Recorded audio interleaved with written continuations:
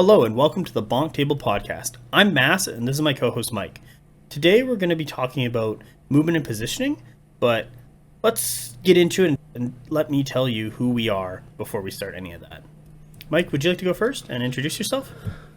For sure. So I'm Mike. I'm 110,000 years old. I used to play war games when I was really young and then got out of the hobby for a really long time and just sort of got back into it with a little bit of 40K before getting into Conquest. So I've been playing since June of, 22-ish. And yeah, the reason I'm sort of in this and doing the podcast is just to improve my game and to understand the mechanics better and just discuss things in depth and sort of try and find new angles on the game.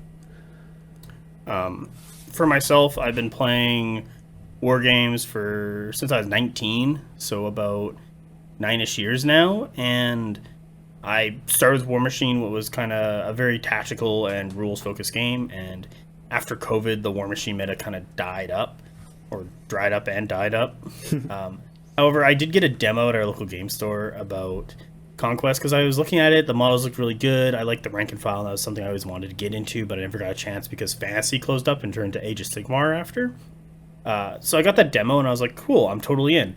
For myself, I play 100 Kingdoms. I might branch out into Nords or the faction Hell when that finally comes out, because that looks interesting. I didn't even... I'm doing this... Go ahead. Oh, no, sorry, go ahead. I'm here to kind of like doing this podcast because I do a lot of driving and I do like listening to podcasts. We'll go over tactical things, talk about the game, talk about what's going on in the community and everything, and I wasn't finding that really, so I've kind of asked my Mike here that if you'd like to join me and kind of go over a bunch of that stuff. And you know, as he said, his goal is to get good, and so it's time to make him good. Yeah, I didn't even mention the factions that I play. So I started with Wadrun.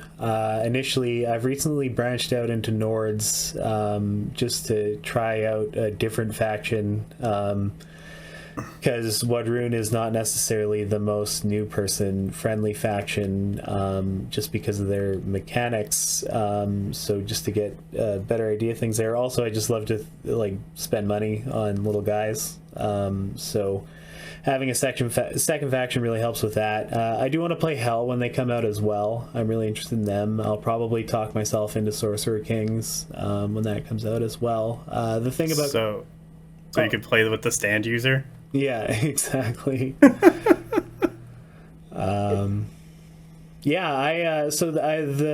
thing with me in Conquest is I actually got into it sort of by accident. I was looking at games on a website, like different tabletop strategy games that weren't the big one, and got this one mixed up with Kings of War for a short period of time, but then I saw the Raptor Rider models, and then once I'd clarified things for myself, I was like, well, I guess I play Conquest now, because I was really into the Dino Ladies, obviously. It's all about the Matron Queen, isn't it? Like, that's what got you in there. Just that entire... I mean, I don't want to speak to it directly, but that overall situation I found very compelling for a lot of reasons. So, yeah. The Matriarch Queen, the Raptor Riders. I think you just like feathers. Yeah. Yeah, I'm a big feather liker. And, like, I hate horses in real life. Like, I'm not a huge fan of them, but I'm like, man, I love cavalry. So I really, like, deep dived with the horses, and I really like the Steel Legion, so... If I could play a list with that was totally what I was going for when I started playing. I almost played 100 Kingdoms. Like, I'm a horse girl in real life, so I almost went for the Knights. When I bought into the game, it was right when they had a bundle with the first starter where they would send you 2 extra boxes, so I got the extra Knights, which you ultimately wound up with. Did I? Yeah, if you'll recall. I sold you all my 100 Kingdoms stuff. That's right. You did sell me all my 100 Kingdoms. And I did use them against you because they're unpainted gray, or not gray. They're primed like iron color, and I'm like, hell yeah. But yeah, I was really into I wanted to just run knights and knights and knights because horses are the most beautiful, majestic animals in creation. Yeah, I really like the horses in this game. They're actually really good models, and I do like the model quality that Conquest has in it. Like, just looking at like the starting models of household knights, men-at-arms, militia bowmen, some of the spire stuff, to what they have now coming out of like city states and Old Dominion, Dwag, and Wadroon, and even the newer Hundred Kingdoms and spire models. Like, the boxes keep getting better and better every time they come out, and I'm like really happy to see that from a company with like Parabellum. Yeah. It's just really good. We should, however, kind of get moving maybe a little bit instead of just like, oh man, I just love this game, and that's why we're starting a podcast. I'm gonna talk about kind of what our goals are with this podcast. So we plan to release 2 episodes a month bi-weekly. It's mostly kind of just like up to our schedules and how we can record and then get episodes out. And we're probably going to go to as long as we enjoy this. So if we keep enjoying the game, we're going to keep making podcasts. Yeah, I literally can't do something if it's not fun. So the second that stops, I'll check out. But for now, we'll have a good time doing a podcast. Yeah, you're going to leave me for a better podcast? Yeah, or just, to hang out and look at my phone. The podcast will still go on, but you're just going to be sitting in the corner looking at me like, oh yeah, I guess he's still doing that. Yeah. That's me spitefully watching other people do a thing is a recurring theme in my life. But nonetheless.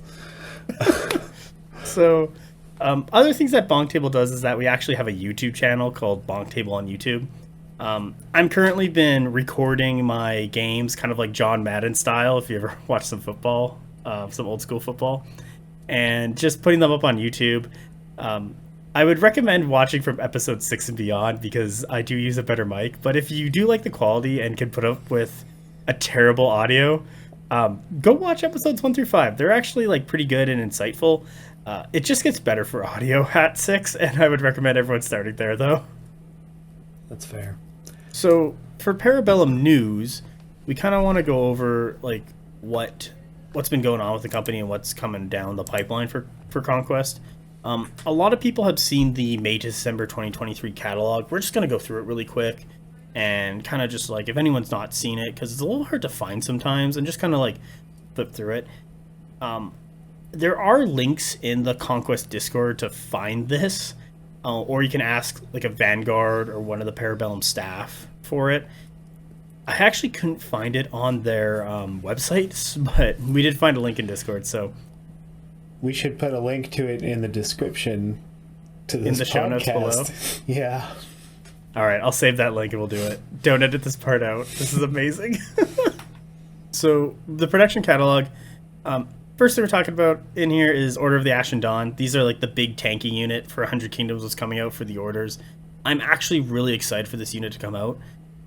Their design, though, is kind of funny. Like, people were commenting about the horses' helmets because they look a little weird. Like, they kind of look like Pyramid Head from Silent Hill.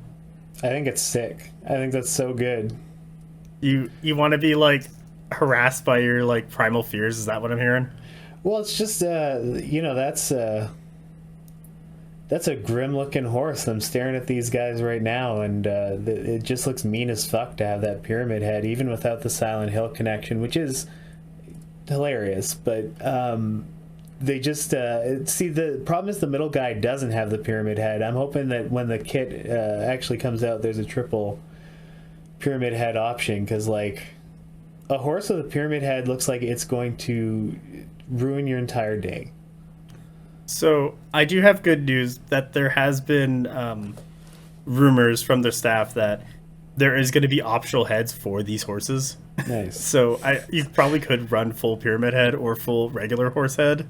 I feel like they said that for the for people who aren't me, who don't want the triple Pyramid Head or even the double Pyramid Head, but it's good news for me either way. So I already have 2 boxes of these on order at our store. and I might just do one full pyramid head and the other box non-pyramid head because like, but like it's the head. People are like, the head looks weird, and it's slowly growing on me. But I was very much in the camp when this was first shown that the head does look weird. I will have to say though that there's a picture online of these models beside the other cavalry, I believe by a Mounted Squire and an Order of the Crimson Tower. Mm-hmm. These horses are like a quarter the size bigger than the Order of the Crimson Tower. Like, they're chonky boys. Oh, wow. I Yeah. can't wait. I love a big horse. Can't wait for the return of the horse. The horses have never left my fear at this point, so they've never really been gone. It's just now they're taking on their full form, and it's not just me imagining.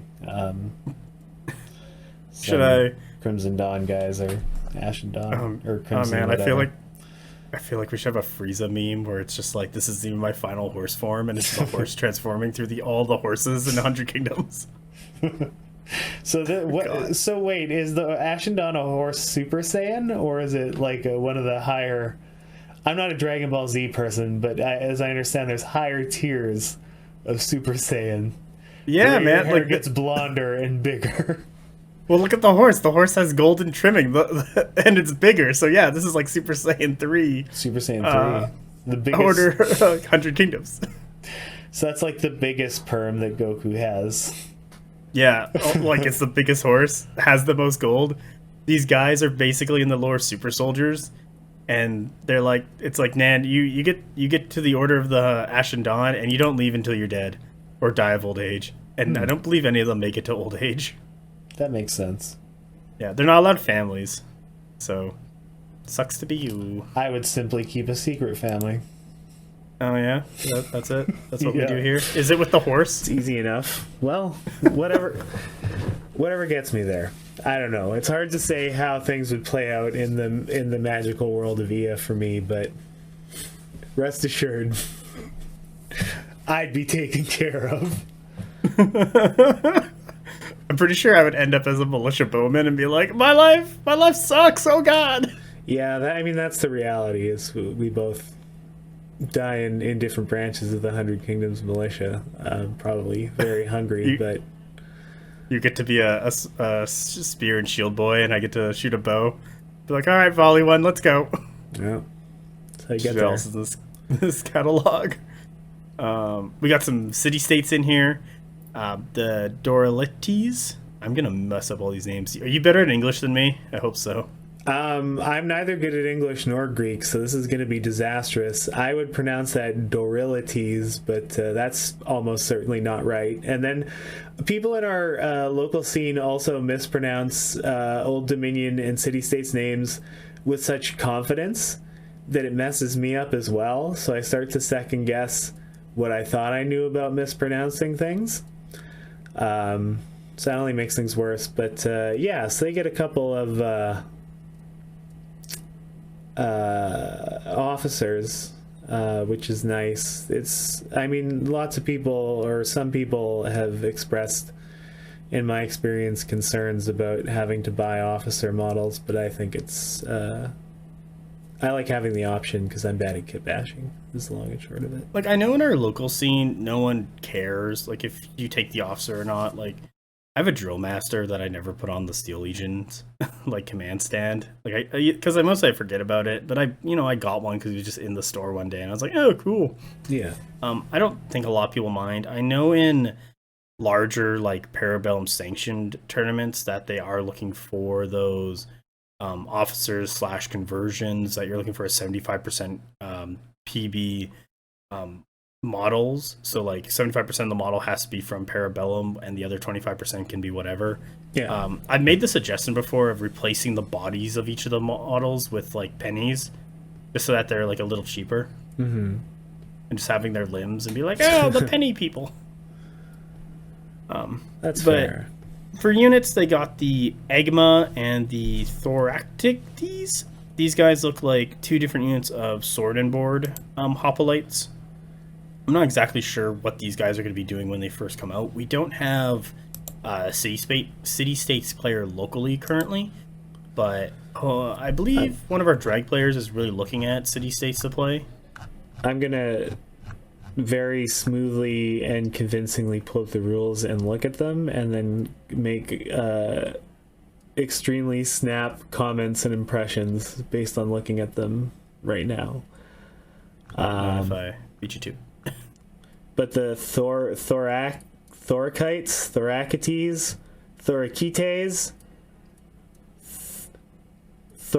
Thorakites, I think I've covered them all. They're light infantry. They've got shield and fluid, which we're going to touch on today, almost certainly in the course of our main topic of discussion, which is movement and positioning.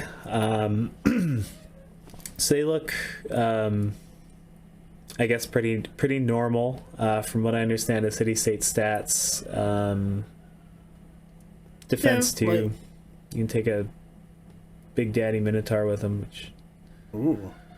Like, these stats are very men-at-arm stats, like Clash 2, 4 attacks, 4 wounds, Resolve 2, Defense 2, with a shield. Like, they're 140 points compared to the men-at-arms 105, but they do have that fluid formation, which is a very good rule, simply... Like, I guess we'll talk more about it, but basically, you get to get a free wheel at the end or at the beginning of your turn. What's really nice is a wheel or reform. Reform, so you could use it as a wheel. Yeah. For officer selections, they have a guy who gives them flurry, and then another guy who gives them. You can use the friendly resolve characteristics of a friendly character within 18 inches of, as if it was attached to this regiment. As well as the warlord characters activate its battlefield orders draw event while within 18 of this command stand. So I don't know what the lock a ghost is. So that's what the lock a ghost does for an officer. That's kind of interesting. And once I see city states actually coming into our meta, it'll be really interesting to see what they actually do and play and how they play, because they seem like a very defensive infantry focused faction. Yeah. Comparatively to what else is out there. Yeah. The Agma, they're a bit better than Men-at-Arms. Clash 3, 5 attacks, still 4 wounds, Resolve 3, Defense 2 with a shield. They're fluid formation as well, but they also have that Cleave 1, and they're a medium infantry. But they are 170 points, so you are paying a bit for these guys, but they're going to be really good at just like being that medium killer unit that you have while having some good defensive stats to kind of hold on at that weight class. As a Woodrune main, I'm like, oh, that's a pretty good price. As a 100 Kingdoms player, do I swap Men-at-Arms out for this? Yeah. It's city states. I don't know. They are pretty good. Hoplites 130. Like, I kind of compare Men-at-Arms to Hoplites just for what they're doing. Yeah. Their city-states seem really strong, but I'm too interested in instant gratification to play an army that's as defensive as they seem to be. Like, it seems like you have to really sort of commit to surviving a beating and then just winning, I guess, through... Because none of the units that I've looked at so far, barring a few that are designed, to be that way, have... Like, their normal guys don't have a ton of output for the most part, it looks like. So it seems like you're wearing the enemy down for the most part and then out defending them, which I can't do because I just want to scream into whoever I'm engaging with and beat the shit out of them until they die, or feed them MSUs until I die, as the reality tends to be. So they're just not my play style. That's why you moved to Nords. You're like, yeah, man, I could get a bunch of half-naked people to go fight this battle for me. This will be sweet. Absolutely the pinnacle of MSU feeding armies, the Nords. I mean, Woodrune got up there, but now we got to talk about what Drune's getting in the catalog. Oh, actually, Old Dominions first. Nuts. I don't care about them. I care. Well, about they're them getting like an undead Minotaur unit and then a horse officer. I know our Old Dominion player locally is actually very excited to see this undead Minotaur unit. Have a quick look at its rules to find out what they actually do. I'm not going to try and pronounce what they say, but they are a Cleave 3 Brute Heavy. Nice. They got Brute Impact 2 and Brutal Impact 1. They're Clash 3. 5 wounds, 3 defense, 2 evasion. Like, this is a really good brute. Yeah. Except it kind of steps on the toes a bit of the bone golem, and they're 10 points more. So you're kind of picking like what's in your warband, basically. Like, who are you gonna take? Like, yeah. The Fallen Divinity actually takes them as mainstay. So I guess if you're running a Fallen Divinity, you'll take the Undead Minotaurs. But if you're running like the Archimandrite, you'll be looking at the Bone Golems for your heavy brute choice. So I don't mind that, actually, and also they look like pretty sweet. You know, Undead Minotaurs, I could roll with that. Yeah, it's the same daddy Minotaur body shape as City States gets, which I am always a fan of. And yeah, their lore is cool, and the way that they're differentiated. It's, again, not to kiss and hug Parabellum too much, but the way that they sort of extend the design language between the different cultures of the factions is something that I always really enjoy. Like the way that from the Bucephaloi to the Minotaurs of the city-states, things like that. It's very cohesive, and you can see the connections pretty clearly if you look for them, and that's very nice. But anyway, this is a big digression for nothing. But let's go ahead and turn the page on the catalog here to something that I'm not excited for at all. No, the Steel Forged. Should we talk about the positives before we talk about why we're not excited to see this at all? Yeah. Do you want me to go first, or do you have positives to say? Yeah, I mean, the models look terrific. I will 100% agree with you there. They look good. They also have like really good lore. Do you know some of the lore about these guys? Not enough. No, I basically don't. So go ahead. All right. So there is a dwarf inside that suit. There's a guy controlling it. It's not an automaton. Mm-hmm. And that's it. There's like, can you imagine being inside that thing? It's like, man, I didn't realize that being inside a dreadnought was awful, but like now I got big long arms. Yeah. These are plastic. That's actually fantastic. These are plastic minis and not resin. Something I do have to say about the resin brutes that Parabellum was putting out very early on, like the Incarnate Sentinels, was that they were very expensive. I know our local Spires player actually did not buy Incarnate Sentinels because they were so expensive until they did come out in plastic. And I mean, the Bow Chosen as well were initially released in resin. It seems like that's just something Parabellum likes to do, or maybe this is abandoned as things have changed, but once upon a time they like to do it. And I don't mind it. Like, I didn't buy the resin Bow Chosen. If there was a unit that I would really liked and they did a resin release, I would execute the option of purchasing it.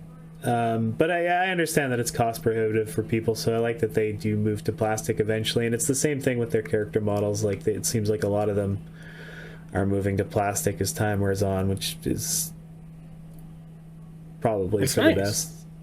Yeah, and like a lot more people like working with plastic than resin. There's just well, I don't know. I thought. Go ahead. I mean, yeah, resin definitely has a lot of downsides, and it's not quite as accessible for several reasons as plastic to work with. But also, people, I think, generally have had bad experiences in the past with worse resin. Because other than some flash, I do find that PB resin is nice enough to work with, and it looks good and it feels good, which isn't something you always get with resin. Yeah, like I've built characters as well, and like I don't mind it on like a single guy here and there, but like entire units, I would be like, oh god. Should we get to the parts we don't like about the Steel Forge? And is it the rules? It's defense 5. I mean, that's my main complaint, I guess, but I have a couple stacking ones. Defense 5 is way up there. It might even be the top one. Why is this thing defense 5?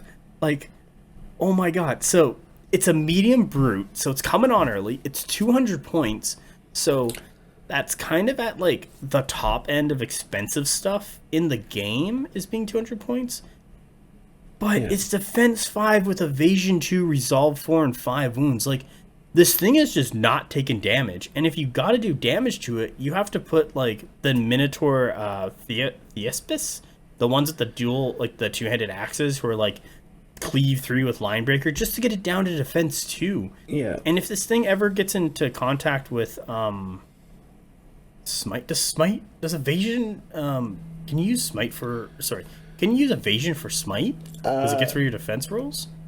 So it's my understanding that you still do an evasion roll even if something smites your damage down to 0. Like, Smite is just mega cleave. It doesn't bar you from using evasion. So, like, these monsters, as they should be known, they're not brutes, they're monsters in, like, brute disguise, have evasion 2 on top of their defense 5, and their resolve 4. Like, how are you getting damage through? Yeah. And then you're like, okay, well, they're super tanky. They're not going to be, like, killing stuff very well. Nah, fam, you're wrong. They're speed 6 and they can get a standard bearer for like 20 points. You're for sure buying that standard bearer, because you're gonna be charging. You don't even care if you get hit by these guys. You don't even care if you charge in. They're Clash 3 base with 4 attacks, but their drawbent flux power gives them either +2 to their clash, so they go up to 5, what we've already determined is absurd, or +2 attacks to 6. Yeah. Why? Like, you could Inspire Clash, be Clash 4, 6 attacks each, or you could go to Clash 5 if you really want to hit, and re-rolling 6s? Like, Jesus. Yeah. They're Cleave 1, they're fearsome, like, these guys will get into zones and just do work, and they'll just win fights into basically anything that's double, maybe even triple their point cost of investment. And it's just like, that's not a one-on-one fight when two armies are going against each other, because you're going to get support from, like, ballistas, you're going to get support from, like, dragon slayers, you're going to get support from the Hellbringer Drake. Like, the Steelforge just win fights and keep going. And it's just crazy, their stat line for what they are. Yeah, I mean, they do seem extremely overtuned. I mean, obviously, if you're a Dweg player, you should enjoy it while it exists in the form that it does. It's, it is what it is in terms of its current balancing. But I think a good contrast is to look at what 200 points gets you in Wadrun for veterans, because I'll tell you, it's not defense 5. Yeah. Or what 200 points gets you in 100 Kingdoms of the Order of the Crimson Tower, because, man, sometimes their attacks just don't even go off, or you're putting so many points into them to actually make it matter and work that it's like, cool, this is over a third of my list. Yeah. Yeah, so, I mean, if you haven't inferred, as the listener, we both are of the opinion that Dwegcombe are possibly a little bit overtuned this edition. I don't want Dwegcombe to ever, like, not necessarily nerfed, but, like, more balanced, or, like, bring the other factions up to the power of Dwegcombe. Like, so, you want your cool toys, but you never want to lose your cool toys, but you can't just, like, be stomping on everyone's sandcastle in the sandbox. Yeah, it's the nerf up argument, though, is always worrying to me, just because we're already living in the world of Cleave 3 and Defense 5, so if everything gets nerfed up, like, we're going to get into the problem where things get not just evasion saves, but, like, doesn't give a darn about getting hit saves, and then super demon saves, and then, mega unstoppable saves, and we're gonna have to put so many pluses after our number 6 because they're all, our 1, that it will just wear out our keyboards and die. So that's my concern. All right, like, if this unit is gonna exist, I do hope that it gets, like, tuned more, because it does everything a Dweg player needs to do, and I wouldn't be surprised if Dweg players were just like, I'm gonna take 4 of these if I can. I'm pretty sure this thing's a restricted option, so it should be. I will point out, just so that somebody doesn't call us out for it later, you cannot take a standard bearer with a unit. I was just looking at them here. Is it wrong in the army? It must be, because the PDF, like, I'm looking at the PDF and it's saying that you cannot. Unless okay, I was looking at the online armory builder. So thanks for the catch. So, but even then, not even without the standard bearer, like you don't care. You just with 6-inch move and that much resilience, like you can kind of pick your charges. So these guys are available to the Tempered Steel Shaper. Guess who's coming out of the box? The Tempered Steel Shaper. Yeah, I feel like that's a easy adjustment to your list if you're a Dwagholm player. You can take Fireforge and Stoneforge. Wow, you can just run a full Forge list. No one will notice. That's certainly something a person could do. Should we move to the next one in the catalog? Yeah, let's just, before I start to get in a mood, Bearsarks and Ulfhednar, I'm pretty excited for these models myself as a budding Nords player. I can't really tell from the models, but I'm hoping that in this dual kit and with PB's current design ethos, we get some big ladies in the mix. Yeah, but otherwise I can't really discuss until we roll out the BonkTable After Hours podcast. So we'll just leave it at that. But the units themselves seem interesting. Like Ulfhednar, I'm not too excited about because I, as you know, and as we'll touch on, don't love Bloodlust to deal with. Like I think it's good as a mechanic, but I don't. But it's it's an inconvenience I don't want to deal with. You don't like dealing with things. That's why you played Nords instead of Batroon. Yeah. They do have 8 attacks though. Yeah. And if they do get that Inspire, they go to Clash 3 with 8 attacks. Like that's a lot of just rolls. I know with the Vulva, especially the game we played the other day where you're putting Blessed out, like putting Blessed on Inspire Clash 3 with that 8 attacks, like that's actually a really good combo. Yeah. I feel. Yeah. Also, Lethal Demise, they explode upon death. Like, nice. Lethal Demise, people love it.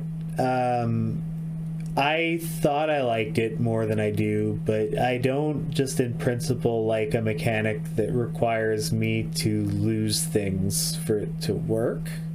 And also I've had a couple situations where like Lethal Demise is great into like a low defense, like a force-grown drone type beat where they're just going to eat the hits. But if you are Lethal Demising into something that actually puts out, like has quality defense, it's a not very lethal demise, you might say. I was just looking at the officers really quick on the Ulfhednar. Yeah, they've got some pretty good officers, actually. I was looking at that, too. Like Gothi at 30 points. It's pretty expensive, but you do get Blessed and Devout, so you don't even need the Vulva to get that Blessed out, because it's just provided in the unit. But the Savage is also a really good one with Flank and Double Time. So, like, they're coming onto the table turn 2, and they are... they're going to do the regular march, but every march after that turn they come on is going to be, like, triple marching. Yeah. So you do have options there, and I really like their officer choices because it does allow you to pick a build direction you want to go with. Do you want that Vulva support, or do you want these guys to just go in there and start bloodlusting, killing, lethal demising, just like exploding everywhere?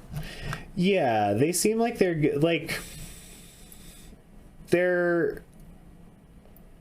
in some ways, and especially with the Vulva supremacy, or like a bow chosen that you don't feel as bad about throwing away. Like they come in, they do their thing, and they die, and you move on. So that has its appeal. But Bearsarks, tell me about them. Boy, I'm excited for those big fellas. So I mean, Clash 3, Resolve 5, which is terrific. Base Defense 3, so like they are a pretty like they're a heavy infantry and 190 points, so like you're paying for the privilege, but they're solid. Like you're getting good value for the points there. They have Bloodlust 2, but at Resolve 5 they don't. Especially if you can throw a character in there, which we'll touch on, so I don't want to get too deep into that. Oh, okay. But sorry, you were saying? Well, the Ulfhednar, they're also Resolve 4, so that's almost as good as 5, but I do know that 4 to 5 is such a huge like break point. Yeah, on the dice scale in terms of consistency, it's a big difference. But so you get really great stat line. You get Cleave 2, which is never a bad thing. No. And line Cleave. breaker. So when you That's a good combo. yeah, so the nice thing there is that you can turn off some tougher units' defense almost entirely with that combination, and then you also can have the gothy or gothy as well to really get sick with it. Yeah, I get that blessed and that devout. Like, their Clash 3 going to 4s. If they get blessed, they're going to be re-rolling all their 5s and 6s on their attack rolls. Or even if you, like, don't get inspired for some reason, like maybe you have to unbreak yourself, like that bless is going to help you out a ton. And even then, blessed on defense 3, like, usually things that are hitting heavies have cleave or brutal impact or, like, armor pierce. Like, they have that way to break through the defense. So depending on what you're fighting, you might use the bless defensively just to make more of those saves. Like, let's say you're getting hit by a cleave 2. Yeah. So, like, you're only rolling defense 1, so let's see, you roll, like, 12 of them, and you make, like, 3, and then you re-roll the other 9, and you get another 3. Well, that's 6 guys alive instead of only 3. Yeah. Yeah, and, I mean, with at Clash 4, I almost feel like Blessed or Flurry, for that matter, they're nice, but they're not as... Like, those rules, I think, really shine at, like, the Clash 2 and 3 or the Defense 2 and 3 threshold, where, like, you're just not going to get a lot on that first roll, whereas once you're at 4 or 5 for those rolls, Blessed and Flurry, like, they're great because they smooth it out quite a bit, but it's not as hugely as impactful, in my opinion. Sometimes I even use Bless on, like, a bunch of attacks come in, and I'm like, I'm going to use Bless because there's, like, 15 attacks coming in, and even if they're not deadly, that's still a lot of attacks, and there's been times where I've just rolled, like, 7 6s out of 15, and I'm like, cool. Yeah. There's, like, a stand and a half dead, and, like, probably shouldn't have been. And then, with Bless, I could be like, well, I'm going to take these 7 6s and just going to re-roll them, and, I only take, like, 2 wounds. So, even with the high defense stuff, like, Bless really helps out when you just roll poorly, and it's a great roll to have, and it's really viable. And once you start playing with it, you're going to try and be looking for ways to get it onto your units from either casters or officers or just really anything you can find. Heirlooms maybe, or like treasure troves, whatever your equivalent is of like gear. Yeah, Blessed is not really a big rule for Woodrunes, so I didn't really have a lot of experience with it. But now that I'm playing Nords, I'm seeing the value of it for sure. Should we look at the next one on the calendar? Yeah. This continues to be the real me hours. Well, you gotta get your talking in now. Gotta get your words in. Yeah, the Thunder Riders are really exciting for me as a Woodrune player because I think we're missing a lot of that punch, and also like it's guys on Triceratopses, which is, I don't know. If I need to explain to you why that's good, then we're probably never going to see eye to eye on why things are good. But like, in addition to that, they're just a solid, like in the same way that Raptor Riders are just a solidly good unit. Thunder Riders are the version of that will survive past turn 5. You see, they lean into the chance really well. I feel like with their stat lines, like they have something to gain from almost all of the chant lines, which is not true for every unit. Yeah, like looking at Thunder Riders, like 6 movement, 3 clash, 5 attacks, 6 wounds, 3 resolve, 3 defense, no evasion. Like, just the base stats, bumping any of these up from your chance is just gonna like push you over to that next level. Yeah. In that direction. So like, bumping up their defense from war, bumping up their clash from death, bumping up their movement from famine. Did I do that right? Like, I'm pretty sure that's it. We played enough games. I hope I got this off. Yeah, I'm really impressed actually. Nice. I'm learning. I finally figured out what the heck Woodrune does. Yeah. I would 100% agree. Like this stat line just takes buffs so well. Yeah. Even then, like, they are impact 4 with brutal impact 2 on a clash of 3. They're going to be doing your like they're kind of like they're the shock cav of Wadroon.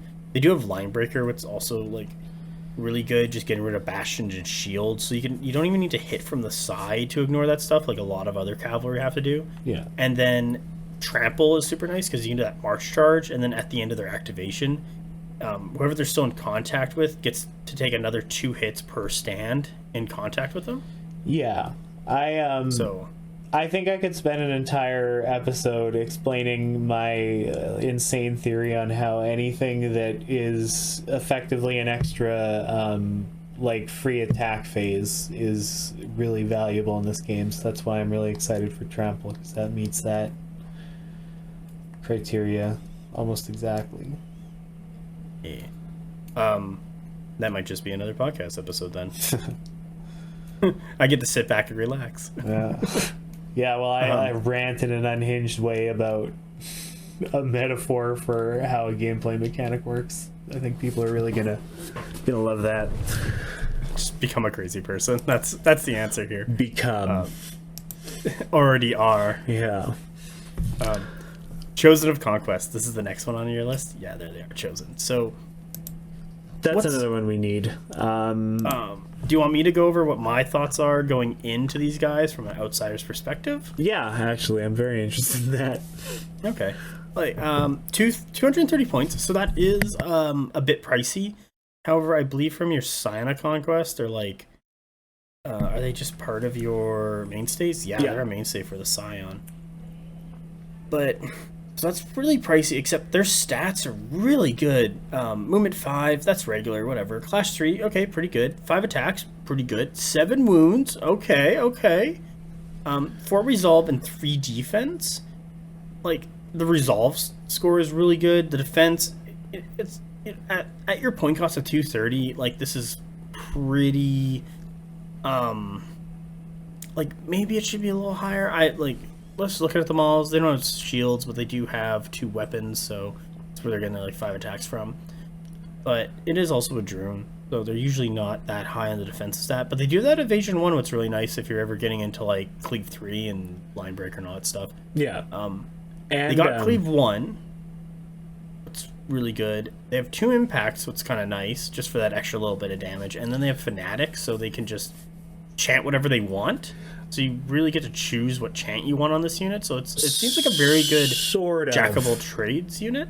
Sort of? Yeah, with not at all, I guess. With Fanatic just enables like the top tier of their chants, but it also locks them into whatever cult they're in. But Chosen of Conquest have to follow Cult of Conquest, but it actually like it works out pretty good for them, like because they have impact 2, it would be really nice, and their stat line would make it nice to be able to like flex into war or death to get the extra boost to the defense or the clash there.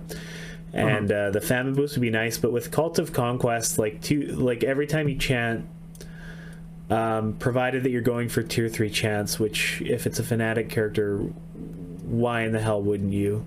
The advantages there is you're always going to get a movement bonus. You're always going to get plus I should know this, but I think it's 2 evasion, so they would, I'm just going to quickly double check here.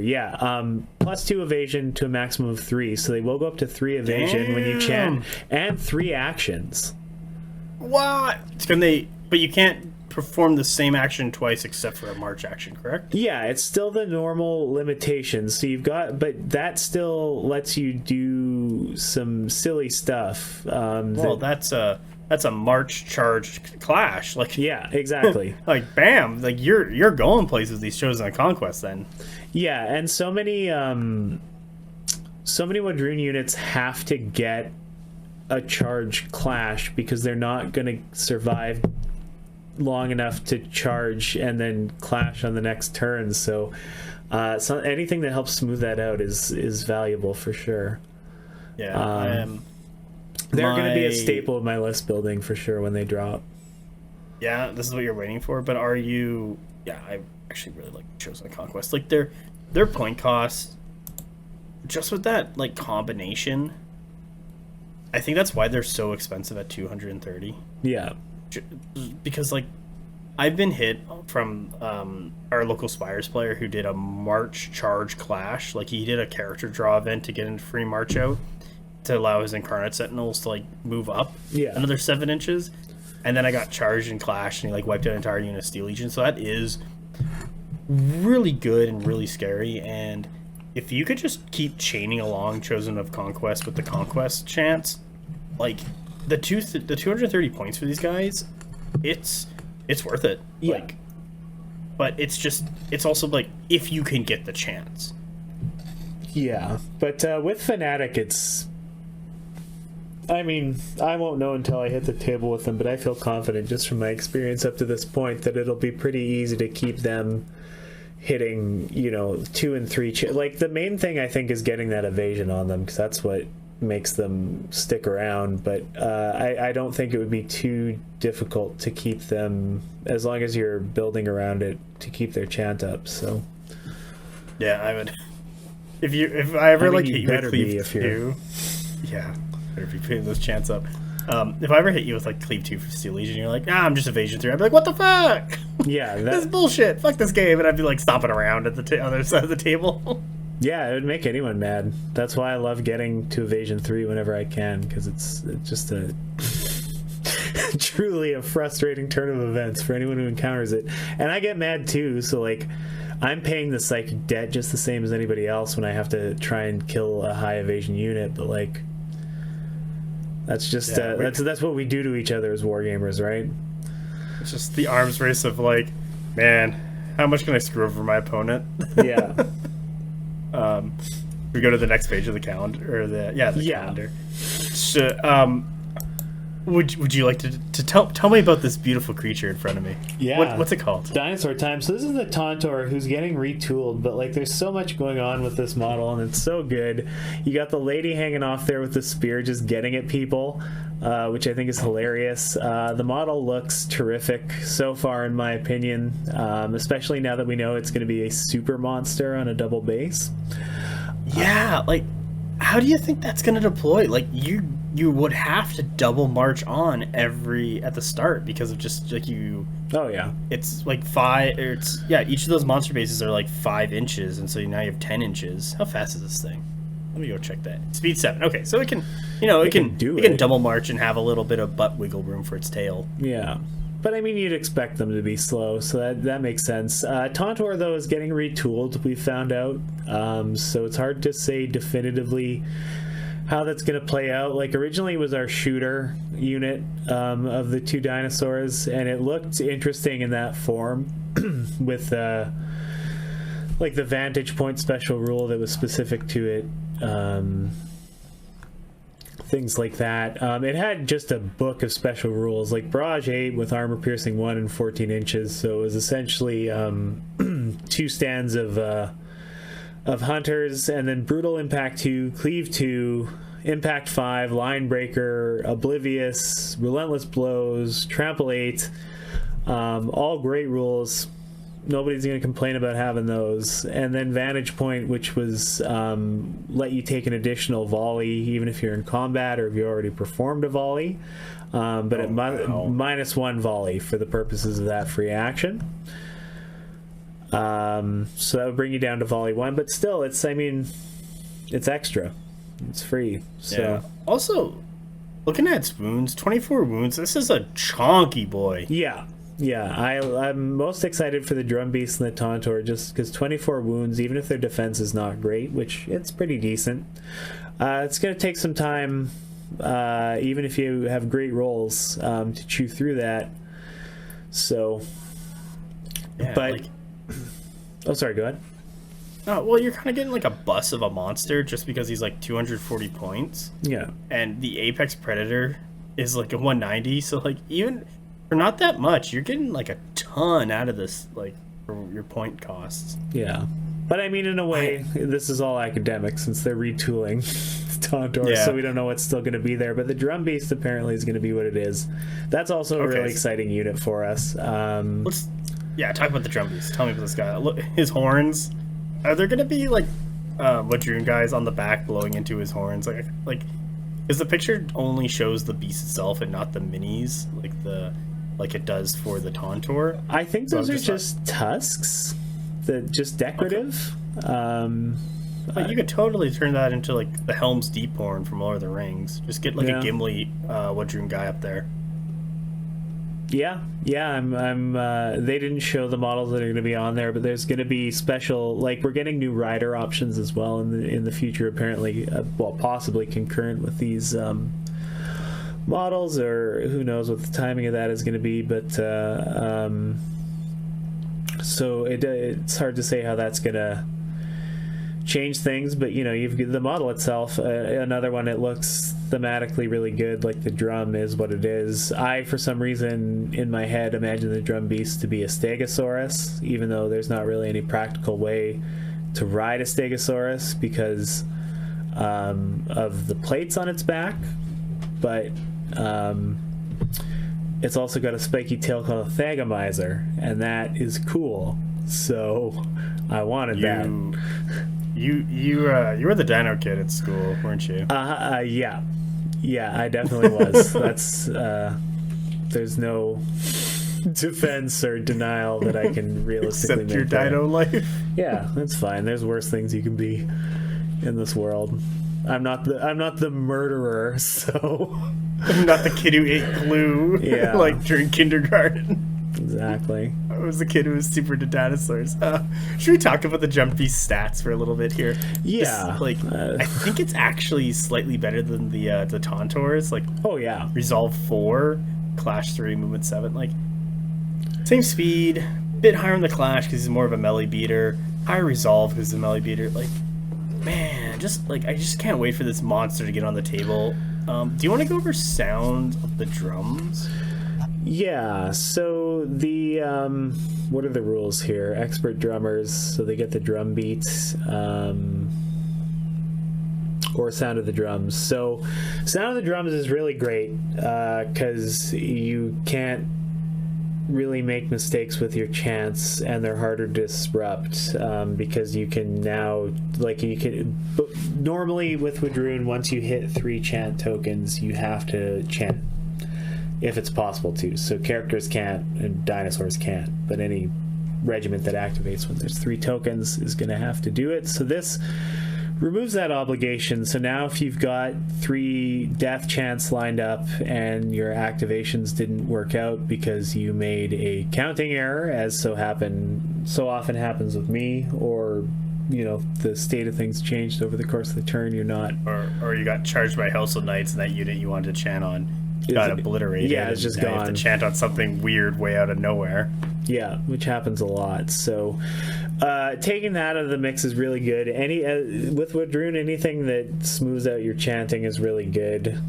So that's probably what the upgrade that I would personally go with most of the time. The drum beats, it's good. It's similar to, like, Bellowing Shout is the almost the equivalent mechanic on the Chieftain? Yeah, I think it's the Chieftain who has that. And it just, except that he gives you a Conquest chant marker, this just gives you 1 extra chant marker that matches one that you already have in the sequence. That's good if you don't have enough chant producers in the list in the first place, or you're trying to shore that up or build around that. But that's not where chants are going wrong for me personally, so it's not the upgrade that I would go with. But I've seen people online being more excited for that one, so the value is there. It's just, it depends on how you build your list, I feel like, more than anything else. Maybe they're running more like dinosaur focused than infantry, or like, I guess, cav riding Wadroon focused, so they're not getting those chants from just like random guys popping off. Yeah, and that might be part of it. Like, if you don't have a lot of token producers, then that's gonna help shore that up. And having the dinosaurs, they're big point commitments as well, so that actually, I mean, just because I haven't tested it directly, you may run into a scenario where that's because you have a 230 point dinosaur, you now need an extra token producer to hit your chance consistently. I do like its combat output, like Brutal Impact 2 with Impact 5, and then Cleave 2 with 10 attacks and Clash 3. That'll be like when you inspire, it'll be Clash 4. Yeah. And then you also have Line Breaker to ignore shields and Bastion. Like, I don't think anyone really wants to be stepped on this thing. Like, man, those feet are huge. Because of that, he also gets Trample 6 at the end. Like, just to go over this, do you know if Trample Cleave affects Trample? Because it's just like, these just do not benefit any of the regiments such rules. There we go. Solved it. It's already in the rules for us. Thanks, Parabellum. Yeah, so the Trample 6 won't benefit from Cleave, but that's like 6 extra hits that you just get for free, and your opponent, like, you don't even have to roll for it. So that's like super nice. So you'll be doing a ton of damage with a Drum Beast when it finally gets into combat with something. Yeah. And also with its 24 wounds, defense 3, resolve 4, like, it's going to be around for a while, and you probably need to get something specialized to go kill it. So you're looking at your, like, Cleave 2 plus, your, like, AP2 plus, like, anything with, like, armor piercing and just mass attacks. And you're probably going to be putting, like, a melee regiment and a range element minimum into this thing to start bringing it down. But it's still going to lumber on for a while before it actually dies. Yeah. Sorry, I made a mistake as well. So the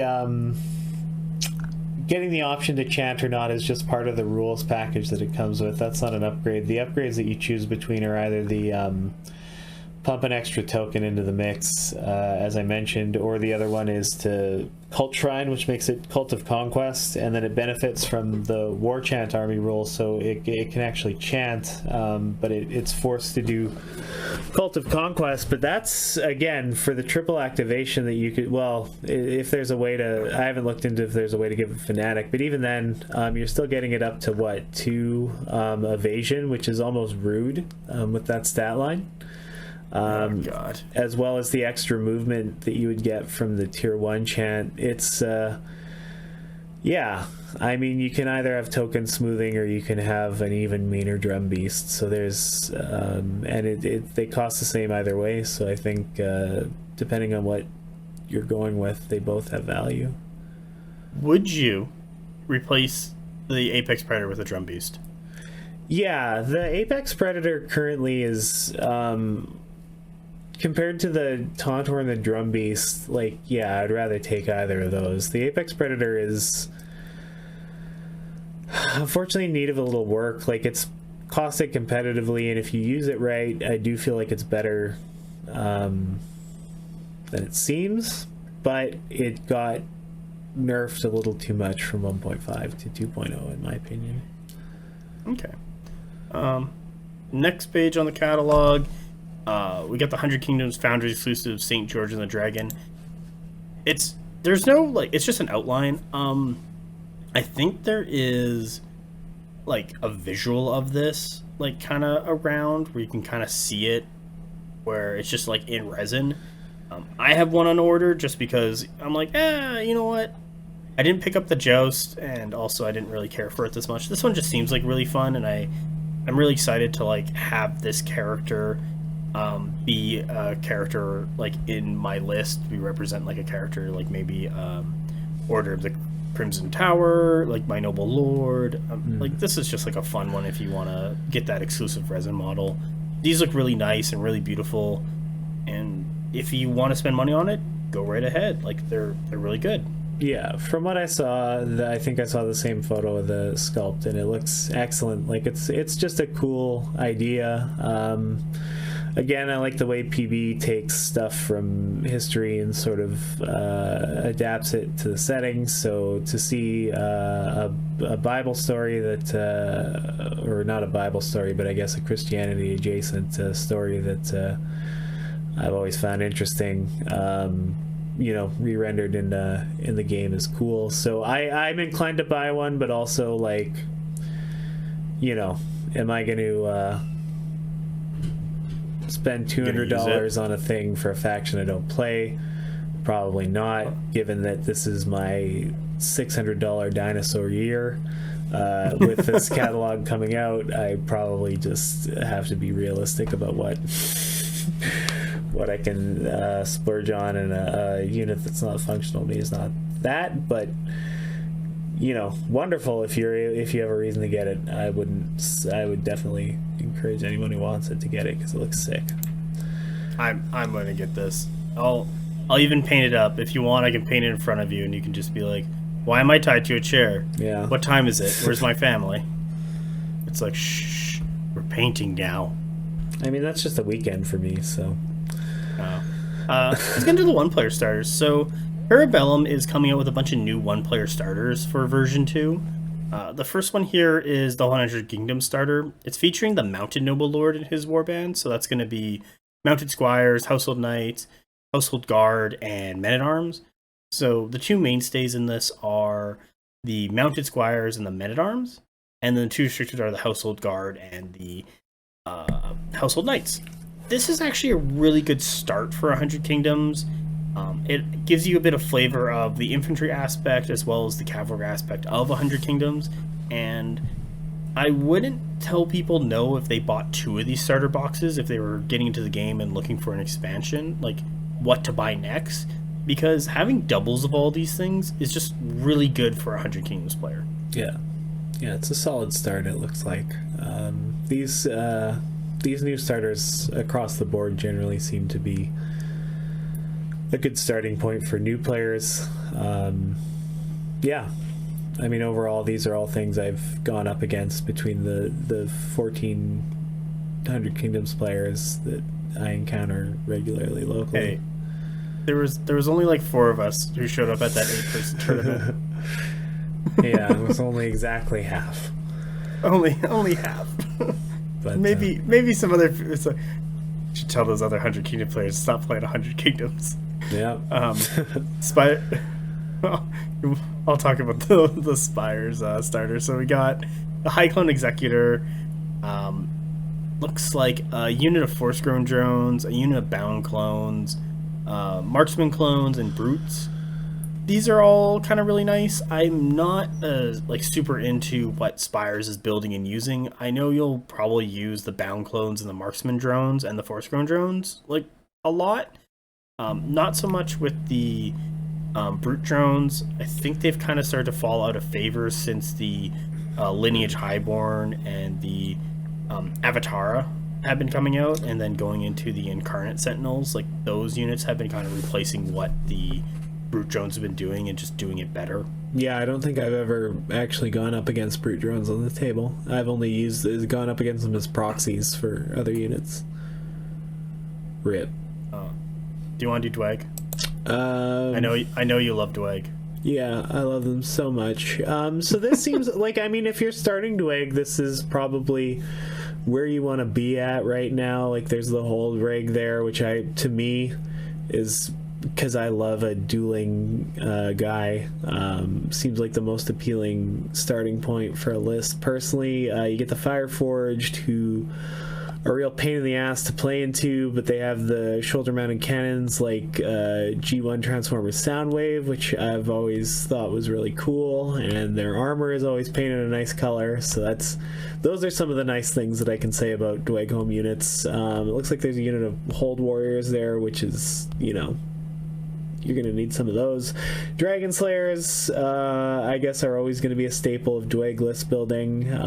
I think they're one of the more balanced units that Dwag have right now, so I'm not too mad about those. And then Initiates. They certainly have some little shields. Yeah, very good. Also, they have the Iron Discipline rules, so even if you flank them, they don't care about being flanked. Like, they don't reroll, resolve, or anything. I really like where Dragon Slayers actually are currently in the game for what they do. Mm-hmm. Like, they are kind of like Dwag's hard-hitting melee unit, and they act like it. Yeah. And even with Hardened 2, they are still defense 3, so you can override their defense with just sheer volume of attacks to get wounds in to kill them off. Yeah. They do a great job just killing things, and especially like anything with a brute or a monster with that Fiend Hunter for the rerolls, like, they'll kill it. Don't worry. They will kill it. I think Hardened is, from a rules and a design standpoint, better than High Defense for the most part. just because it makes cleave relevant without completely nullifying like low quality attacks. So for that reason, I do like dragons. Like I like playing into Dragon Slayers just because it doesn't feel like they have defense 5. Like you have a way out. Like you can just override the defense with just like, I'm gonna focus fire the Dragon Slayers and kill them. But if they got into a one-on-one fight, let's say with like Men at Arms, Steel Legion, like they're gonna just like, the Steel Legion have a higher clash, so they're gonna just take more attacks, but like they're still not breaking through that armor. Like you're still rolling your defense 3 into them, and then you're still rolling your resolve 4. Yeah, exactly. But yeah, I mean, it's a great starting point. I think if you're a Dweg player already, there's value in picking up the starter as well, because you probably want more Dragon Slayers. Generally I've seen initiates being run in bricks, so I assume that's something people like to do. Fireforged, whatever. Not a fan. I'm sure you'll figure out something to do with them.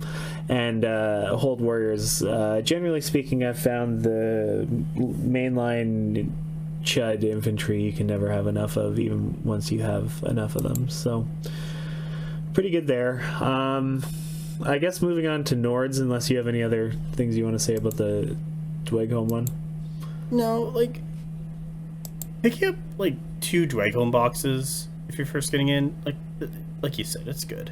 Like that's a solid base for an army, I feel like. And then it's just like I don't know for sure, but just I'm going to assume that's going to work out to roughly 1,400 points, and then you just season to taste. Like that's a totally like picking up 2 1-player starters and then adding officers, upgrades, heirlooms, like that's gonna get you like you said, pretty close to 1,500 points or 1,400, and then you can get up to 1,500 pretty easily, and you can start playing into a lot of people at that point. And it didn't take you very long to do it, because the starter products that they are coming out with are such a good option. Like not very much of it or anything really is a dud. Yeah, and I'll assume that you can build the Hold Warriors as Ballistae too. I don't remember how the sprues are laid out, but I have to assume that's the deal. And then so you buy 2 of those, and then all you are doing from there is getting cool stuff, which I think in terms of when you're selling a war game to people, getting them to buying the stuff that they think is just cool is like not a bad sales strategy. Because nobody, like, from my perspective, I don't ever want to, like, I don't mind spending money on models that I already own to have more of them, but like Braves are so unexciting that I never want to buy them again. How many Braves do you own? Like, how many stands of Braves? Well, I'm more blooded than Braves, but I have, between the 2 of them, I guess 15 stands-ish. I know you 100 Kingdoms players get crazy with it, so I'm sure that I'm pretty sure I have 24 Household Knights in various stages of built, painted, built, primed, built, and then still new in box. Nice. At some point I started going, there's different things and better options than Household Knights to play with. Yeah. I'm gonna do that. See, they look cool as hell though. Like, they are one that I'm never excited to build. They were really fun. They're totally like the 15th century like cavalry unit where I'm like, oh boy, here they are. Yeah, exactly. But should we talk about Nords? Yeah, so the Nord starter set, 10 out of 10, no notes. Trolls. That's it. Yeah, honestly, like we could stop here. Essentially, like, the trolls are the weak point of it, just because in the transition from 1.5 to 2.0 they lost some of their identity, in that they just, like, they got a point cut, but they lost that point of cleave, and now they are, you want to run them in a brick, but at that point, if you're bricking them up, like, you've got better options. for the points. So, but they definitely could come back with future adjustments. So I think getting them and having access to them for the future is not the worst thing in the world in any case. And it's one of the more straightforward options to put the blooded into when you're learning the game. So that's good too. Fender Beast Packs, I, as you know, am a huge fan of. Oh, yeah. I'll never stop singing their praises. Stalkers, another perfectly great unit in this current shooting meta. Great to have them. The Ogres as well, like they're papery, but they hit hard, so they're good to have in the mix. Like the models don't really do anything for me, but they're a solid hammer. Like, just looking at their stats of Cleave 2 and, like, I believe they're Clash 3 base. Yeah. I just want to confirm before I start spewing nonsense. No, they're, Clash 3, Defense Clash 2, so they go down easy. Yeah, but they're such a great hammer as a medium brute at 150. Like, yeah. This is so good. Great value. You're totally looking like, if you pick up a box of like Huskarls and start expanding on this, or maybe let's say you have your trolls, like you buy 2 boxes of this one player, like I would totally say like buy 2. Oh yeah. Like, you're gonna be using all of this. Yeah, this would, if I didn't already have one of everything in this box, it would be a buy 2 for me, but I'm gonna pick this up for sure. Yeah. But yeah, like, if you ever get into a fight with the trolls and then, like, the Ogre come in and do a side charge, like, the Ogre will just rip through stuff. Yeah. You'll be really happy with the Ogre's damage out point until they get hit by something, and then you'll be, like, really sad about the Ogre's survivability. Yeah, but, you know, I've had some games where they've held on in a way that's surprising. So that Defense 2 units, like, you look at them and you're like, oh, that thing's just going to die as soon as somebody looks at it. And then you have a game where they hold on longer than they had ever any right to, and it skews your whole perception of them. I will say the unit of from Nords that has no right to living more than it should be is totally the Bow Chosen. Oh yeah, they're crazy.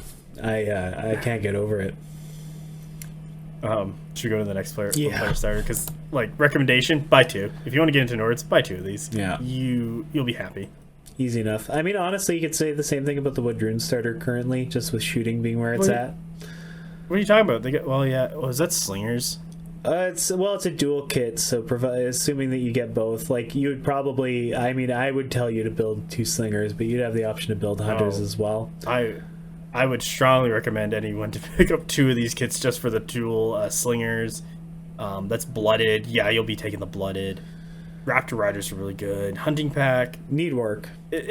Meme work? They need work. Sorry. Oh, they could be memes, because, man, whenever you play these against me, like, I do not care for them.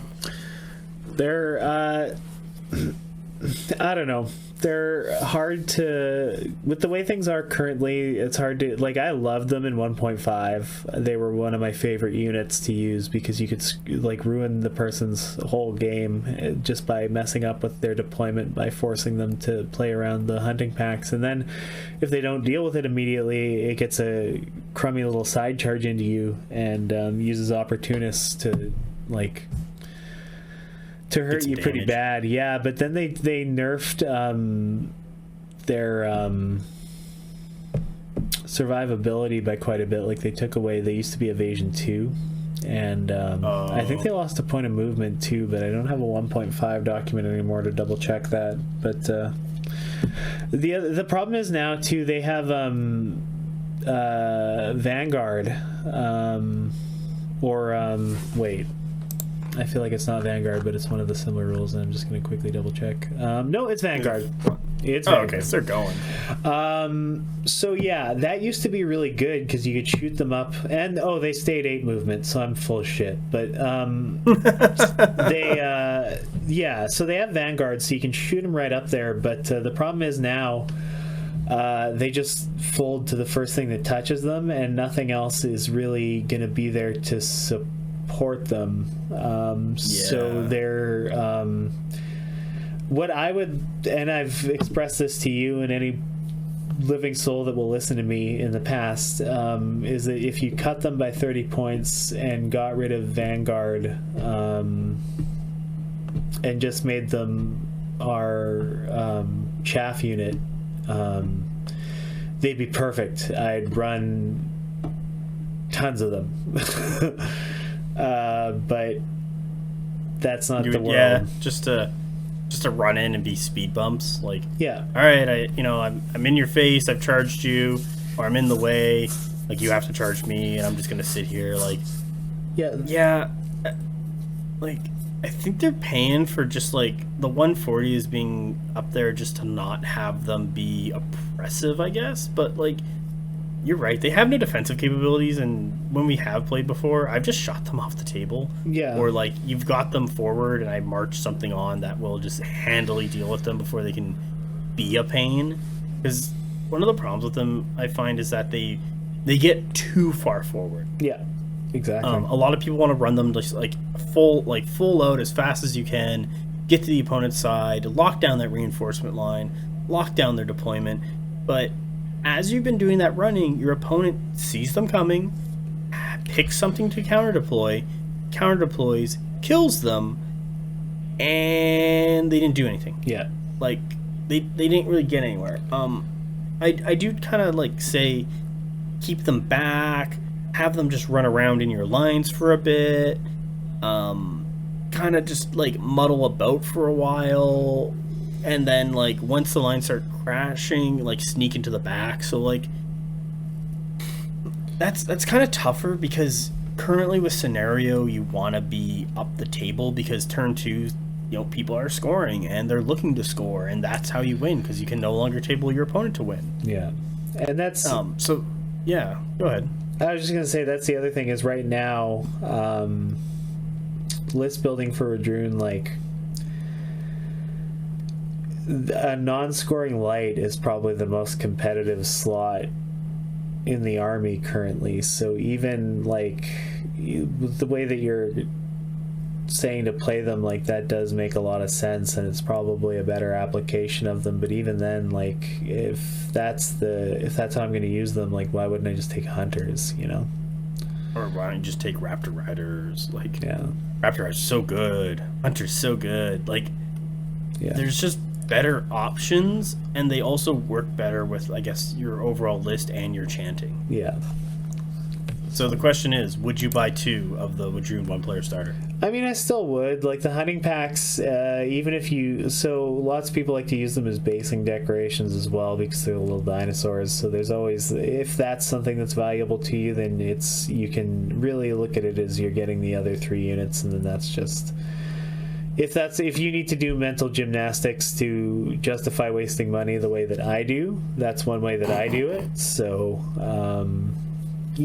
there's always that option, even if you're not going to use them directly. But I would like to see them get adjusted back into relevancy, and I think it's very possible. I mean, if they just made the exact adjustments that I personally want, I think it would be perfect.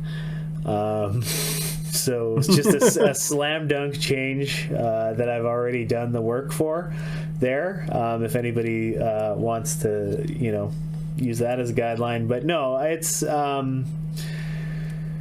they can get there, so it's not a bad thing to have. It's just they're probably not. And when you're playing learning games, it doesn't matter, really. You can use bad units. Yeah. So, like, who gives a shit? Who gives a shit? Screw your learning game. Learn the game, damn it. Yeah. I do think, like, getting 2 of these boxes is the way. Like, I really like that about these 1-player starters. Like, that's like getting 2 of the 1-player starter. That's a really good sign to show you how good these choices are. Yeah. Old Dominion. Yeah, those are some units.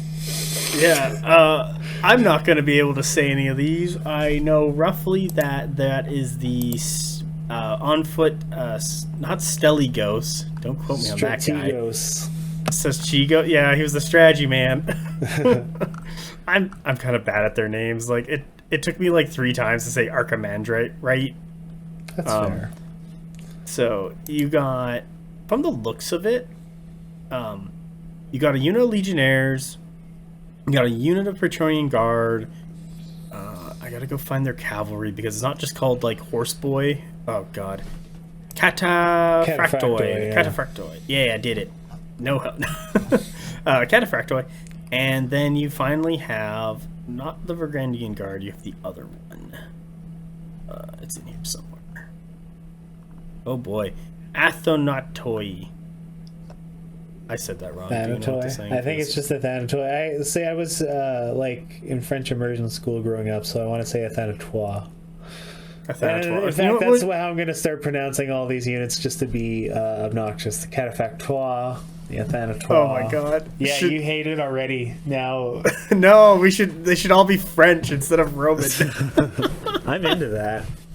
It was just like they're Roman aesthetic with just French names. Like, oh my god. Morois. Yeah. The Ziliarcois. Tell me La Mounted Stragosula. Like. Oh my gosh. Yeah. I don't mind this one. I think like the Legionnaires and the Praetorian Guard are really good. You're going to get multiples of those as you grow as an Old Dominion player, because a lot of your casters and other characters can sit in them very well.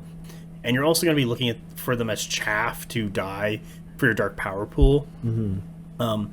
For your cavalry, though, I'm not super big on them just because they are Clash 2 and they are a shock cavalry, so that means they're going to be doing a lot of their damage from their impact attacks, and they are brutal impact 2. Mm-hmm. But the problem with that is they are Clash 2, and they do have the shock memory of old, what is a draw event, but they do have to get to that level of Dark Power to be able to access it, so that you can basically double Inspire and get your Inspire for your impact attacks, but you normally don't, so you could be Clash 4 and then you're relevant. Mm-hmm. So, and also they're medium, so if not enough things die early on and they have to be committed early, you're going to find them very underwhelming and lacking. Yeah. But once you start getting them into that Dark Power point tier 3 and they're still alive and you can finally start charging stuff at Clash 4 and that +1 impact to be like 4 impact rolls at brutal impact 2, you are going to find a lot of work coming out of them.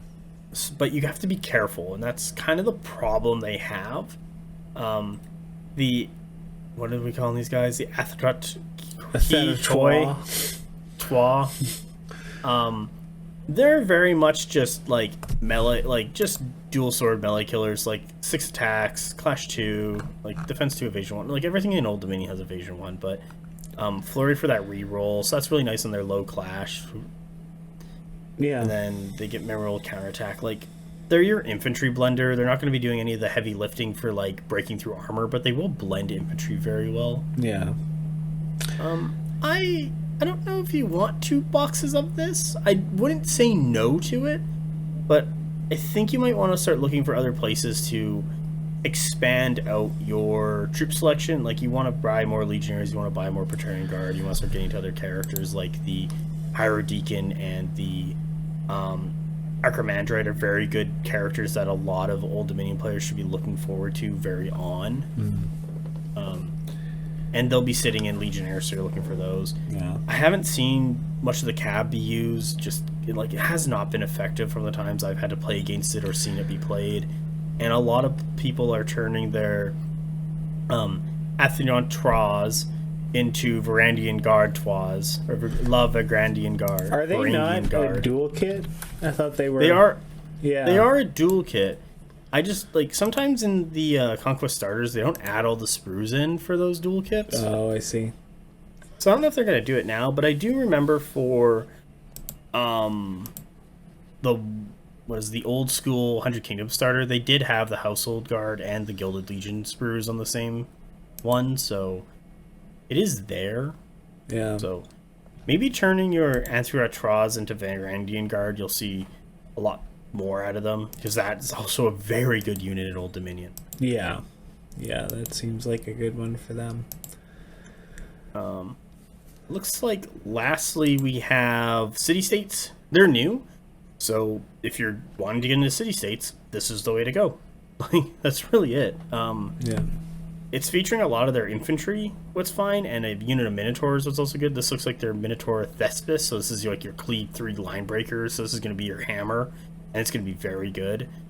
I don't really have much to say about this one just because they're so new, but I would probably pick up just 2 of these boxes for simply what you have for options is these 2 boxes, and I think their giants are out as well. Yeah. And that's about it. Oh, and like boxes of Minotaurs, but like You might as well pick this up if you're starting it. It's a solid start. It seems like it's complementary to the 2-player starter as well. So it's because I mean, yeah, I guess really if it's and based on Adepticon as well, it seems like if you're playing City States, you want lots of hoplites. So they better hop to it then. Yeah, you don't want to go light with those hops. Yeah. Anyway, this is the quality content people come for. Yeah, this is what puts asses in the seats. So we have to sell them Conquest motor vehicles quickly now. Daddy Minotaurs, though. Oh, I was just going to comment more on the dad bod Minotaurs, but oh yeah, okay, go ahead. Tell me about the dad bods. Just commenting. I thought it was really funny that everybody, when they first showed the finished models, everybody was mad that the Minotaurs weren't hot enough. Like what they were versus like the classic... concept art, because like in the concept art they're like ripped, like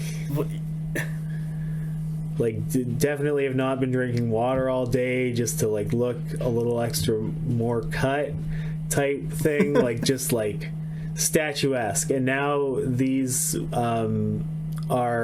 look like those guys after they've had a couple kids, and you know, like they've got those muscle dad bods, which I think is really cool. Like it's, for one thing, I like representation in the games that I play, so it's nice to see that there. But also they you know, it's not something that you'd expect, so I like it a lot. But the fact that people in the Discord were like, you know, these Minotaurs aren't hot enough was a really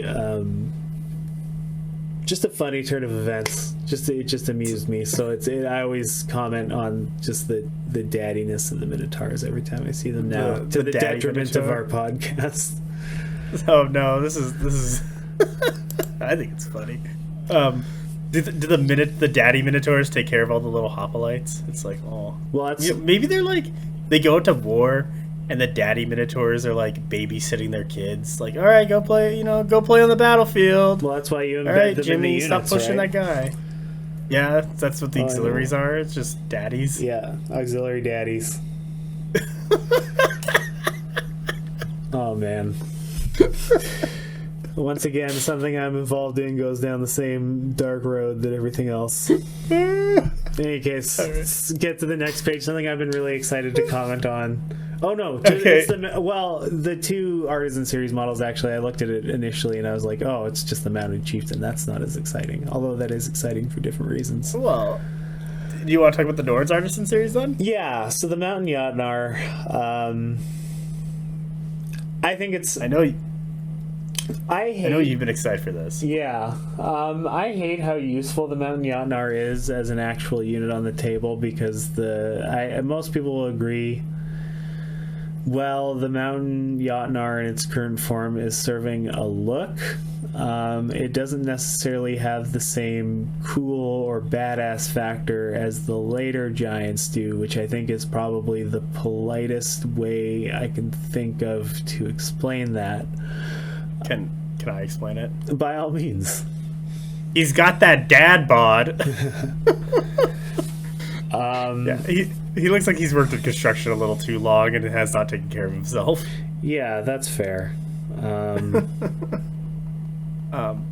you excited to get a Artisan series? I'm probably not. I'm personally not going to, because I already have the giant and I'm just gonna use the one I have. But once I see, like, if the sculpt is really excellent, then yeah, I might. Like, it's good to have the option, and it's good to update it, because I do think it's an older sculpt that maybe isn't necessarily fully representative of the more contemporary aesthetic for the sculpts. So if this is the angle that they have to renew that, then there are worse things that they could be doing. But But on the other hand, I missed out on the Lady Blooded, and I want that really bad, and I would have loved it if they were just like Nords Artisan series. Here you go, MG. It's the Lady Blooded again, just for you. That would have been a great...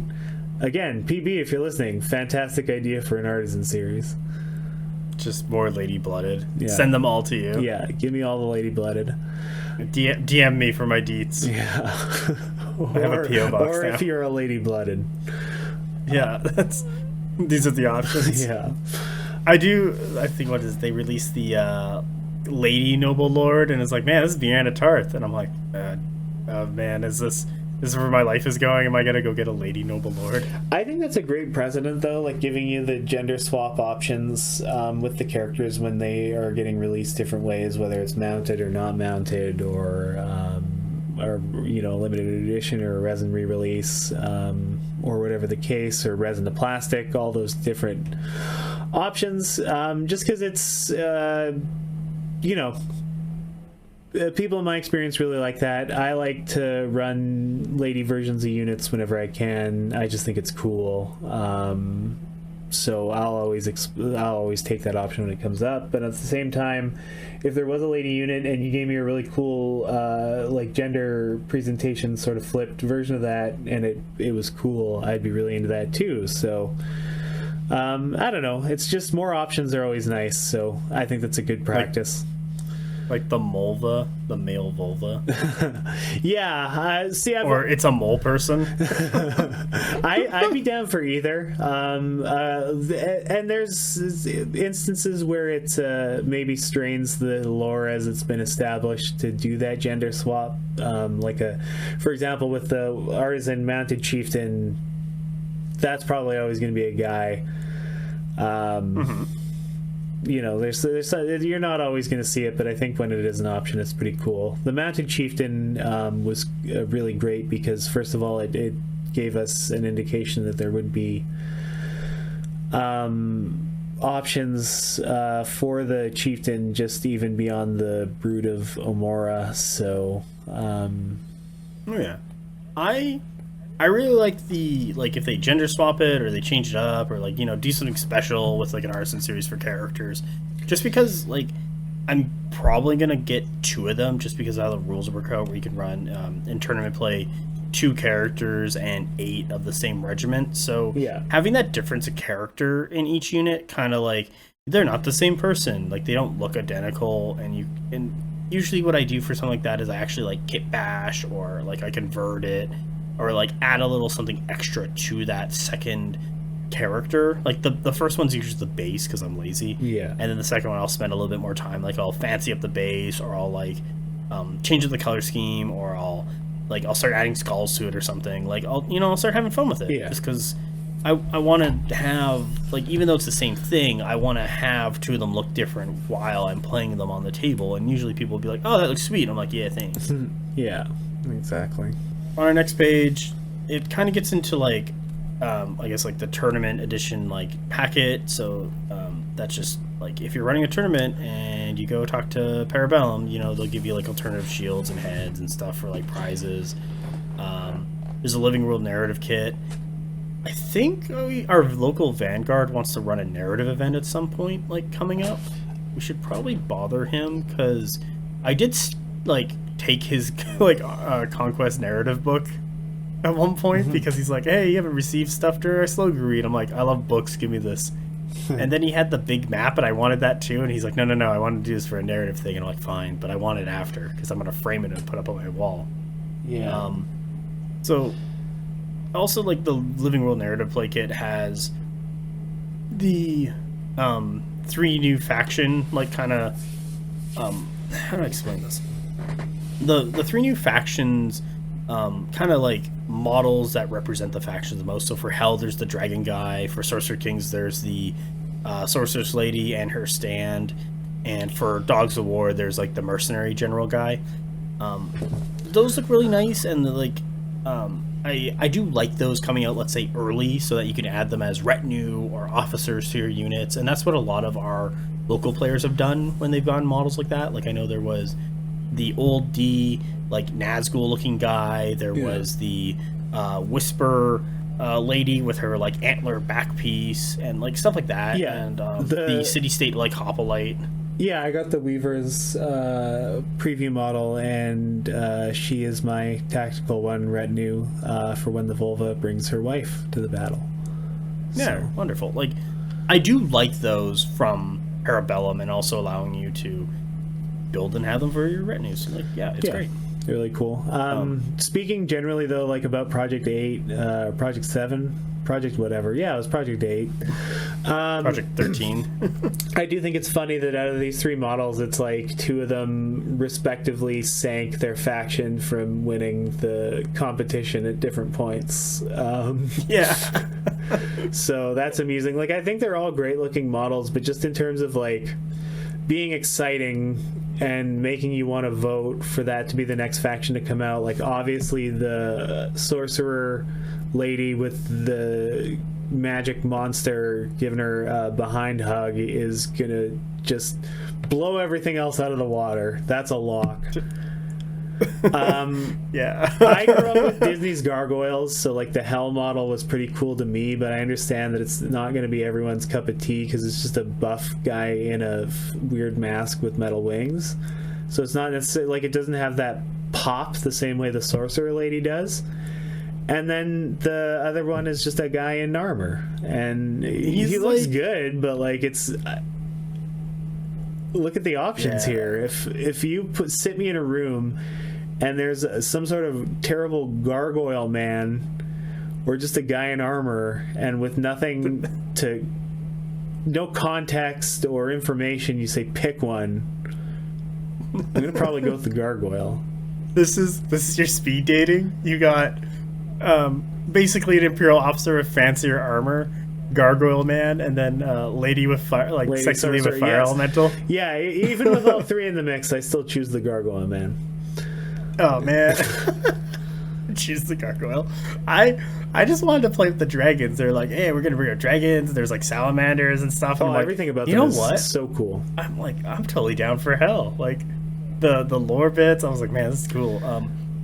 I'm like, my past wargaming, I played Mercenaries and War Machine. Mm-hmm. So when they released Dogs of War, I was like, hell no, I'm not going back to my roots. The whole point of joining this game was to get the fuck away from Mercenaries. Yeah, I think like the way they want to do Mercenaries is cool enough, and I think it'll avoid a lot of the pratfall, or not pratfalls, but a lot of the pitfalls, that is to say, of mercenary factions in other games. But also, I think we're a little too early in the thing for the mercenary faction to come out. Like, I'd rather see more factions executed in their full form than more like we're getting, they're teasing us enough in different ways, you know, with these preview models, with the art that's coming out, with the lore that they're releasing. I don't need more teasing. I need more, you know, what I want is the thing. You know, I want more the main event. I want Sorceress Lady. I need my stand users. Yeah, exactly. Who could the stand user be out of the 3 of these people? I don't know.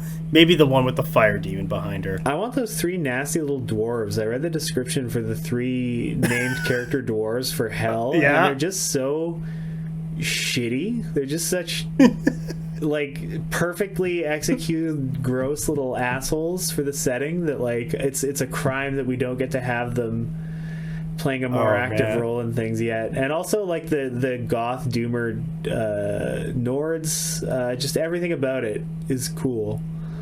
It's like goth Nords. Yeah. It's like I went to the hot topic before you.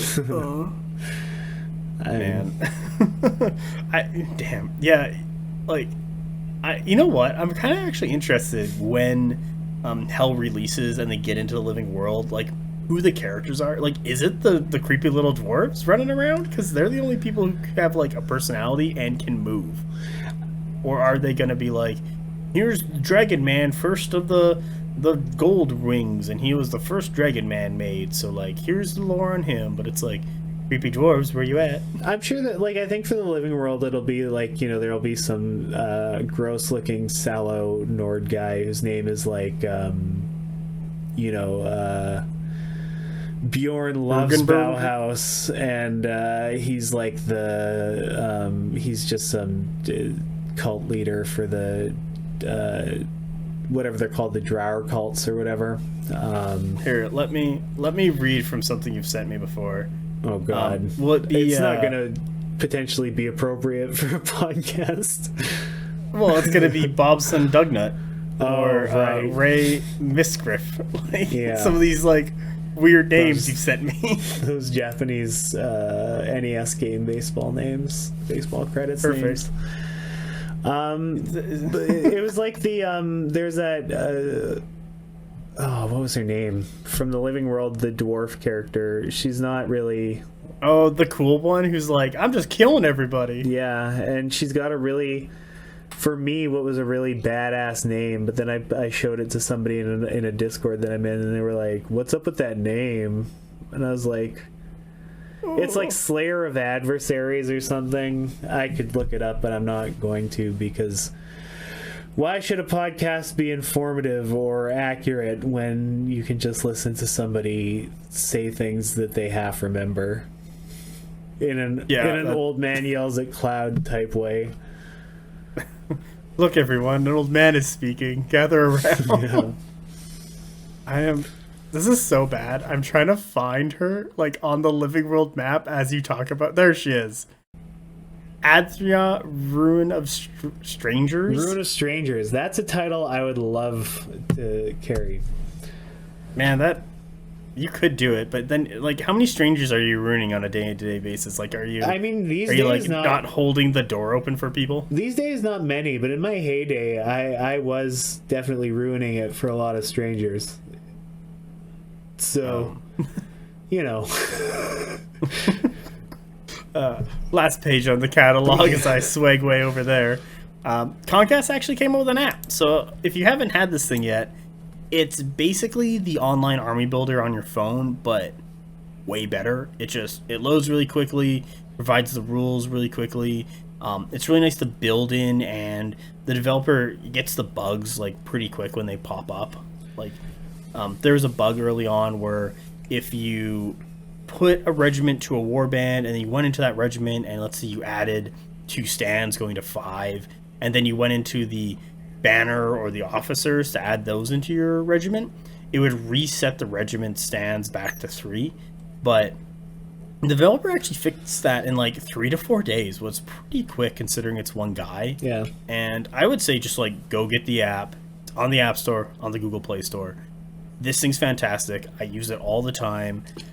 Really easy to make lists. Like, I'll be sitting on the couch watching TV making lists. I'll be cooking dinner making lists. I'll be out on the deck yelling at kids making lists. Like, it's great. Yeah, it's really good. It's a solid app. It's compared to the web app, the PDFs that it makes are in a very readable font. So I always got to give them credit for that. And they improved the layout of the PDF files. I use the PDFs a lot, so I am going to sing the praises of the PDFs primarily. But otherwise, their Army Builder, it's good. It used to be not the most accurate thing in the world, but they've put a lot of work into it. It's gotten better and better. So it's usually when I tell people about Conquest or get them into it, they go, why is there only 2 armies in Battlescribe? And then I have to explain that there isn't really a reason to use Battlescribe, because the built-in army builder, the army builder that they make is pretty decent. So it's the way to play the game. Yeah, is what it is. So I mean, yeah, I feel like this was originally supposed to be a segment, but has ballooned into probably episode 0. All into itself. We go over the catalog. Yeah, I mean, you know, it's in terms of a thing to get started with, it's not the worst thing in the world. I kind of want to call this episode the Sears catalog. I'm okay with that. Did you ever do the Sears catalog when you were young? Oh yeah, I'm 200. Like I definitely have a lot of experience with being excited by catalogs as a young child. So, like, when Sears was going under, it's where I bought my microwave. Nice. like went in there, and like the store is disheveled and like being torn apart by vultures, and like there's rabid dogs running around. I'm like, Oh, sweet! This microwave's like 60% off. Oh, that's the best. When Blockbuster was going under, I cleaned up on PS3 and Xbox 360 games.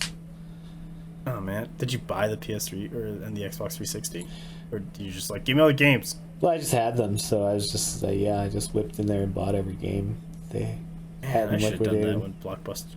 I should have done that when Blockbuster was going down. Well, I mean, depending on when you hit, there was a point where it was just 1,000 copies of Front Mission 4, or whichever one was out for Xbox that nobody liked. But yeah, I mean, that's way beyond the scope of this podcast at this point. Yeah. So thanks for watching us, or I guess listening to us go through the catalog of what Parabellum has planned for the summer. We were going to go over movement and positioning, but I guess this is episode 0. We just talk about stuff and kind of get you in the feeling of what the podcast is going to be about. Yeah. Next time is for sure going to be movement and positioning, and we'll actually do rules of the week. This was just a lot of takes to get you accustomed to the level of discourse that we're going to be. Oh, man. Is it just going to be hot takes? Should we rename the podcast? Yeah, the hot take table. Oh man, can I the hot take table? It's like there's just too many hot takes. How can we handle all these takes? Put them on the table. It'll cool your hands down. Yeah. So thanks for listening. If you ever want to watch some battle reports or maybe some other content we're going to throw up on our YouTube channel, it's BonkTable. You'll mostly just see battle reports from 100 Kingdoms there. I am planning to get other factions and other matchups on there. I know MG over here is going to be doing some TikToks or like YouTube shorts as well for battle reports. I'm excited to see what he comes up with because I think it'd be really funny but also pretty good. Yeah, I don't know. Yeah, the idea of a TikTok linked battle report has been a pet idea of mine for some time, so I'm excited to execute that, and maybe now that we've mentioned it, I'll feel pressured to actually do the thing, which doesn't always happen for me as a person outside of this podcast, but that's neither here nor there. In any case... Is that how I'm going to get you to do stuff? I'm just going to like, oh yeah, MG's totally going to do this. Yeah, just to a public audience. And social pressure. That's how you do it. The random people on the internet are watching you. Oh. Should we wrap it up there? Yeah, that's probably the spot. But yeah, thank you for listening, everyone. And we hope that you come back for the movement and positioning episode. This has been episode 0. The Sears catalog. I'm naming it that. No one can stop me. I wouldn't dare try. Thank you. Okay, have a great day, everyone. Bye.